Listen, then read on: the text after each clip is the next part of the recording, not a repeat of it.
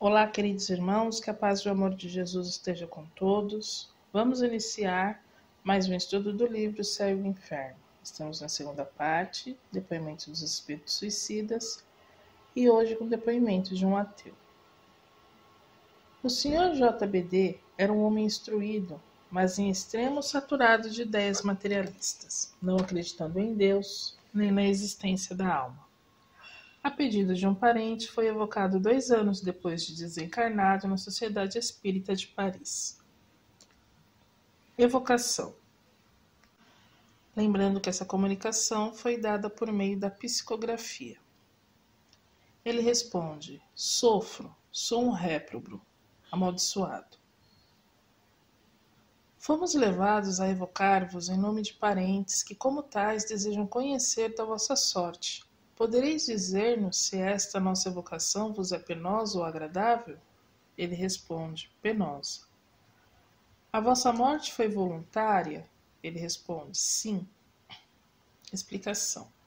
O espírito escreve com extrema dificuldade. A letra é grossa, irregular, convulsa e quase ininteligível. Ao terminar a escrita, encoleriza-se, quebra o lápis e rasga o papel. Tende calma, que nós todos pediremos a Deus por vós. Ele responde: sou forçado a crer nesse Deus. Que motivo poderia ter-vos levado ao suicídio? Ele responde: o tédio de uma vida sem esperança. Segue um comentário. Concebe-se o suicídio quando a vida é sem esperança. Procura-se então fugir-lhe a qualquer preço. Com o espiritismo, ao contrário, a esperança se fortalece porque o futuro se nos desdobra. O suicídio deixa de ser objetivo, uma vez reconhecido que apenas se isenta a gente do mal para arrostar com um mal 100 vezes pior. Eis porque o espiritismo tem sequestrado muita gente a uma morte voluntária. Grandemente culpados são os que se esforçam por acreditar, com sofismas científicos e a pretexto de uma falsa razão, nessa ideia desesperadora, fonte de tantos crimes e males, de que tudo acaba com a vida. Esses serão responsáveis não só pelos próprios erros, como igualmente por todos os males a que os mesmos derem causa. Pergunta. Quisestes escapar às vicissitudes da vida. Adiantastes alguma coisa? Sois agora mais feliz? Ele responde: por que não existe um nada? Tende a bondade de nos descrever do melhor modo possível a vossa situação. Ele responde: sofro pelo constrangimento em que estou de crer em tudo quanto negava. Meu espírito está como num braseiro, horrivelmente atormentado. De onde provinham as vossas ideias materialistas de outrora? Ele responde: em anterior encarnação eu fora mal, e por isso condenei-me na seguinte aos tormentos da incerteza, e assim foi que me suicidei. Aqui há todo um corolário de ideias. Muitas vezes nos perguntamos como pode haver materialistas quando, tendo eles passado pelo mundo espiritual, deveriam ter do mesmo a intuição. Ora, é precisamente essa intuição que é recusada a alguns espíritos, que, conservando o orgulho, não se arrependeram das suas faltas. Para esses tais, a prova consiste na aquisição durante a vida corpórea e à custa do próprio raciocínio, da prova da existência de Deus e da vida futura, que tem, por assim dizer, incessantemente sobre os olhos. Muitas vezes a presunção de nada admitir acima de si os empolga e absorve. Assim sofrem eles a pena até que, domado o orgulho, se rendem à evidência. Pergunta. Quando vos afogastes, que ideias tinhais das consequências? Que reflexões fizestes neste momento? Nenhuma, pois tudo era o nada para mim, ele responde.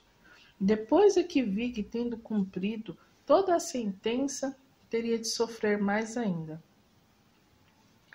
Estais bem convencido agora da existência de Deus, da alma e da vida futura? Ah, tudo isso me atormenta. Tornastes a ver o vosso irmão? Ele responde, oh não. E por que não? Para que confundir os nossos desesperos? Exila-se a gente na desgraça e na aventura se reúne. Eis o que é. Incomodar-vos-ia a presença de vosso irmão, que poderíamos atrair aí para junto de vós? Ele responde, não o façais que o não mereço. Por que vos opondes? Porque ele também não é feliz. Receais a sua presença, no entanto, ela só poderia ser benéfica para vós. Ele responde, não. Mais tarde. Tendes algum recado para os vossos parentes? Ele diz, que orem por mim. Parece que na roda das vossas relações há quem partilhe das vossas opiniões. Quereis que lhe digamos algo a respeito? Ele diz, os desgraçados, assim possam eles crer em outra existência. Eis quanto lhes posso desejar. Se eles pudessem avaliar a minha triste posição, muito refletiriam. Foi feita a evocação de um irmão do presidente que professava as mesmas teorias, não acreditava em nada, mas que não se suicidou, posto que também é infeliz. Este se apresenta mais calmo, a sua escrita é clara e legível. Vamos a ela. Evocação. Ele responde. Possa o quadro dos nossos sofrimentos ser útil lição, persuadindo-vos da realidade de uma outra existência, na qual se espiam as faltas oriundas da incredulidade. Vós e vosso irmão que acabamos de evocar, vos vedes reciprocamente? Ele responde, não, ele me foge. Esclarecimento. Poder-se-ia perguntar como é que os espíritos se podem evitar no mundo espiritual, uma vez que aí não existem obstáculos materiais, nem refúgios impenetráveis à vista. Tudo é, porém, relativo nesse mundo, e conforme a natureza fluídica dos seres que o habitam. Só os espíritos superiores têm percepções indefinidas, que nos inferiores são limitadas.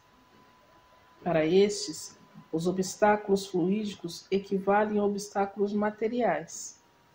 Os espíritos furtam-se às vistas dos semelhantes por efeito volitivo, que atua sobre o envoltório perispiritual e fluidos ambientes.